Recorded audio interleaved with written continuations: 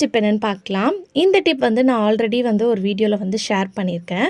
So இந்த மாதிரி organiser வந்து பார்த்திங்கன்னா நம்மளுக்கு கடையில் கிடைக்குது. ஸோ நீங்களே இந்த மாதிரி ஹேங்கரில் நம்ம துணி காய வைக்கிறதுக்கு யூஸ் பண்ணுற அந்த கிளிப்பை வச்சு இந்த மாதிரி நாட் போட்டு வச்சிட்டிங்கன்னா குட்டி குட்டி துணியெல்லாம் நம்ம காய வைக்கிறதுக்கு வந்து ரொம்ப ஈஸியாக இருக்கும்.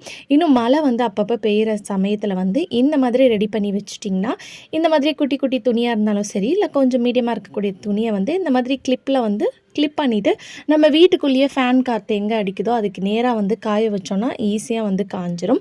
அப்படி இல்லைன்னா நீங்கள் இந்த மாதிரி எங்கேயாவது ஜன்னலில் இல்லை நம்ம வாலுக்கு இருந்துச்சுன்னா கூட நீங்கள் இந்த மாதிரி ஹேங் பண்ணி காய வைக்கலாம்.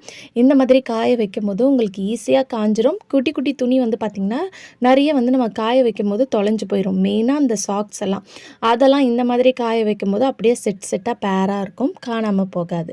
சப்போஸ் நீங்கள் இந்த மாதிரி கிளிப்பை வைக்கல, நீங்கள் இந்த மாதிரி கட்டி வைக்கல, நீங்கள் எமர்ஜென்சியாக டக்குன்னு வந்து துணியை காய வைக்கிறீங்கன்னா இந்த டிப்பை வந்து ஃபாலோ பண்ணிக்கோங்க.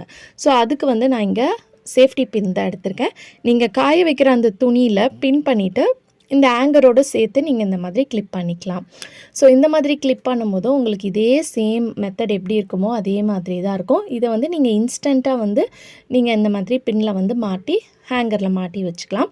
இந்த மாதிரி கிளிப்பில் வந்து நீங்கள் நாட் போட்டு வச்சிட்டிங்கன்னா அது ஒரு ஆர்கனைசராக இருக்கும். நீங்கள் எப்போ வேணுமோ அதை வந்து எடுத்து யூஸ் பண்ணிக்கலாம்.